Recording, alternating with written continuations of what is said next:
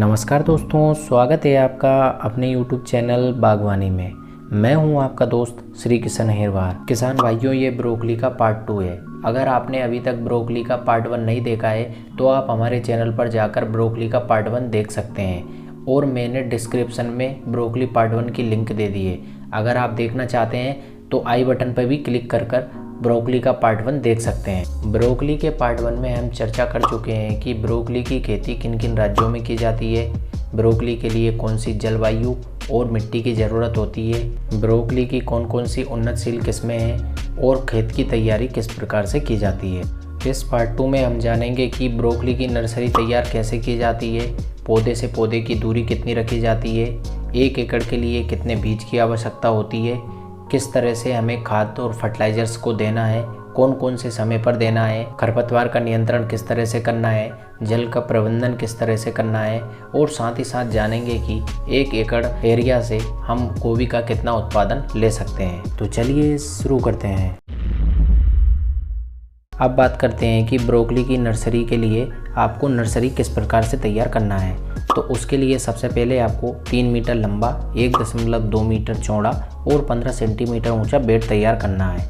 Bed तैयार करने से पहले आपको वहाँ की मिट्टी को अच्छी सी भुरभुरी बना लेना है और बेड को लगभग ज़मीन से 15 सेंटीमीटर ऊंचा बनाना है, जिससे कि अगर बारिश भी होती है तो वहाँ पर वाटर लॉगिंग कंडीशन या वाटर का ठहराव ना हो, पानी का ठहराव ना हो, जिससे कि आपकी पौध सुरक्षित रह सके। और दूसरी बात ये है कि जब आप ऊंचा बेड बनाते हैं तो वहाँ की मिट्टी भुरभुरी होती है, जिसकी वजह से जड़ों का विकास बहुत अच्छे से होता है और आप जब ट्रांसप्लांटिंग करते हैं उस समय भी पौध आराम से उखड़ जाती है और आप आराम से बिना जड़ तोड़े हुए खेत में उसको लगा सकते हैं। अब बात करते हैं कि ब्रोकली की पौध को ट्रांसप्लांट या मेन खेत में रोपाई कब करनी चाहिए। जब आपकी पौध 25 से 30 दिन की हो जाए और 12 से 15 सेंटीमीटर की और 4 से 6 पत्ती पौध में आ जाए, उस समय आपको शाम के टाइम पर जब तेज़ धूप ना हो तब आपको मेन खेत में इसकी ट्रांसप्लांटिंग करना चाहिए। और ट्रांसप्लांटिंग के तुरंत बाद सभी पौधों में पानी देना चाहिए, जिससे कि उनमें विल्टिंग की समस्या देखने को ना मिले। तो अब बात करते हैं कि ब्रोकली की पौध की रोपाई कौन से मौसम में करनी चाहिए। तो अगर आप नर्सरी डालना चाहते हैं ब्रोकली की, तो आप इसकी नर्सरी अगस्त से सितंबर के समय में डाल सकते हैं और इसको 1 महीने बाद, मतलब पौध की रोपाई आप 15 सितंबर से लेकर 15 अक्टूबर के बीच में कर सकते हैं। अगर आप इसकी खेती पॉली हाउस में कर रहे हैं तो 12 महीने में आप तीनों सीज़न में इसकी अच्छी पैदावार ले सकते हैं। अब बात करते हैं कि 1 एकड़ एरिया में ब्रोकली को लगाने के लिए कितने ग्राम बीजों की आवश्यकता होती है। तो 1 एकड़ के लिए 100 से 150 ग्राम बीजों की आवश्यकता होती है। अगर 1 हेक्टेयर की बात की जाए तो ये लगभग 350 ग्राम से 450 ग्राम बीजों की आवश्यकता होती है। बीजों को नर्सरी में लगाने से पहले आपको बीज उपचार कर लेना चाहिए या सीड ट्रीटमेंट कर लेना चाहिए।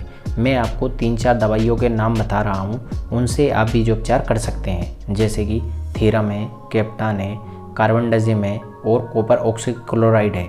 इनमें से आपको कोई एक दवाई लेना है और उसको आपको 2 ग्राम प्रति किलोग्राम बीज की दर से बीज उपचार कर सकते हैं। बीज उपचार करने से आपको शुरुआती अवस्था में, मतलब नर्सरी स्टेज में, इसका फ़ायदा देखने को मिलेगा, जिससे कि आपके बीजों में कवक से आने वाली बीमारियों से बचाव हो जाएगा। कवक से होने वाली बीमारी जैसे कि फंगल डिसीजेस होती हैं, वे नर्सरी में ज़्यादा आती है, जिसमें आप देखते हैं कि आपका जो तना रहता है वो ज़मीन के बिल्कुल बगल से गलने लगता है, उसी को डैम्पिंग ऑफ बोलते हैं। तो अगर आप बीज उपचार कर लेते हैं तो उस बीमारी से आप अपनी सीडलिंग्स को या अपने पौध को बचा सकते हैं। इसलिए आपको जितने भी सीड्स होते हैं या जितने भी क्रॉप के आप सीड्स लगाते हैं उनका बीज उपचार ज़रूर करना चाहिए, जिससे कि शुरुआती अवस्था में आपके बीजों को और सीडलिंग्स को अच्छा प्रोटेक्शन मिल सके। अब बात करते हैं कि ब्रोकली की खेती में हमें पौध से पौध की दूरी और लाइन से लाइन की दूरी कितनी रखनी चाहिए। तो पौध से पौध की दूरी आप 45 सेंटीमीटर रख सकते हैं और लाइन से लाइन की दूरी भी आपको 45 सेंटीमीटर रखना है। अगर आपकी वैरायटी अच्छी ज़्यादा बढ़वार ले गई है या कोई सी वैरायटी ऐसी है जो कि ज़्यादा बढ़वार वाली है, तो आप लाइन से लाइन की दूरी 60 सेंटीमीटर रख सकते हैं और पौध से पौध की दूरी 45 सेंटीमीटर रख सकते हैं। अब बात करते हैं उर्वरक प्रबंधन की, मतलब हमें कौन कौन से खाद खेत में डालना चाहिए और कौन कौन सी स्टेज पर डालना चाहिए। तो हम 1 एकड़ की बात कर रहे हैं, तो 1 एकड़ में आपको 2 बोरी यूरिया की, 3 बोरी DAP की और 1 बोरी पोटास की डालना चाहिए। किसान भाइयों, मेरी बात को आप ध्यान से सुनिए।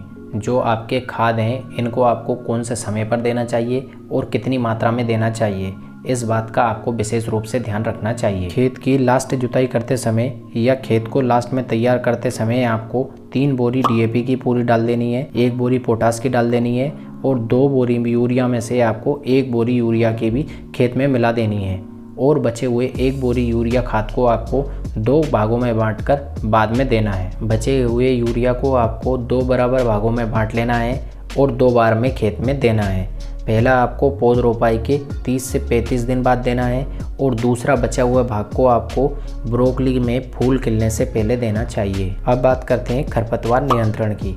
अगर आप चाहते हैं कि आपकी फसल की ग्रोथ अच्छी हो तो आपको खेत में पौध रोपाई के 25 से 30 दिन तक खरपतवार उगने नहीं देना है। पौध रोपाई के 25 से 30 दिन के बाद आपको एक बार मिट्टी को चढ़ाना है, जिससे पौधे की जड़ों में अच्छे से हवा लग सके और आपका पौधा और अच्छे से ग्रोथ कर सके।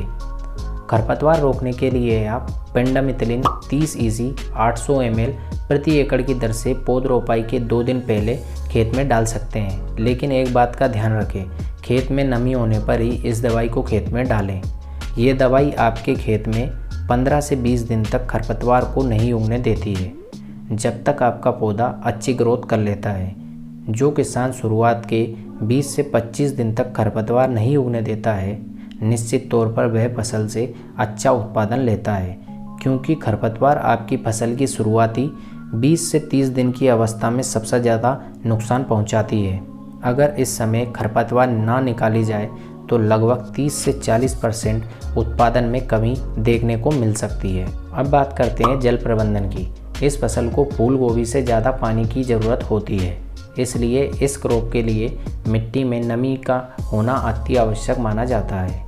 और साथ ही साथ इस बात का भी ध्यान रखें कि अगर आपने रेगुलर अंतराल पर इस फसल में पानी नहीं दिया तो इसका फूल होता है वह कॉम्पैक्ट नहीं बन पाता है, वह लूज या बिखरा बिखरा सा दिखाई पड़ता है, जिससे कि मार्केट भाव कम मिलता है। इसलिए किसान भाइयों को नियमित अंतराल पर इस फसल में पानी को देते रहना चाहिए और मिट्टी में नमी बनाए रखना चाहिए, जिसकी वजह से पौधा अच्छे से बढ़वार करेगा और इसका फूल भी कॉम्पैक्ट साइज़ का बनेगा, जिससे आपको मार्केट में अच्छा रेट मिलने की संभावना बढ़ जाती है। अब बात करते हैं कि 1 एकड़ ब्रोकली की खेती से आपको कितना उत्पादन मिल सकता है। उत्पादन हर एक वैरायटी का अलग अलग होता है और उत्पादन इस बात पर भी निर्भर करता है कि आपने फसल की देखभाल कैसे की है, जैसे कि उर्वरक कौन कौन से समय पर डाले हैं आपने, कितनी मात्रा में डाले हैं, आपकी भूमि कितनी उपजाऊ है, आपने फसल को खरपतवार, बीमारियों एवं कीटों से किस प्रकार से और कितना बचाया है। अगर ये काम आपने अच्छे से किए हैं तो आपको 50 से 60 क्विंटल प्रति एकड़ उत्पादन देखने को मिल जाएगा। अगर आप इसको पॉली हाउस में कर रहे हैं तो इससे आप ज़्यादा उत्पादन भी प्राप्त कर सकते हैं। अगर आपको हमारे द्वारा दी गई जानकारी अच्छी लगती है तो आप हमारे चैनल को सब्सक्राइब कर सकते हैं और वीडियो को लाइक और शेयर भी कर सकते हैं। वीडियो देखने के लिए धन्यवाद।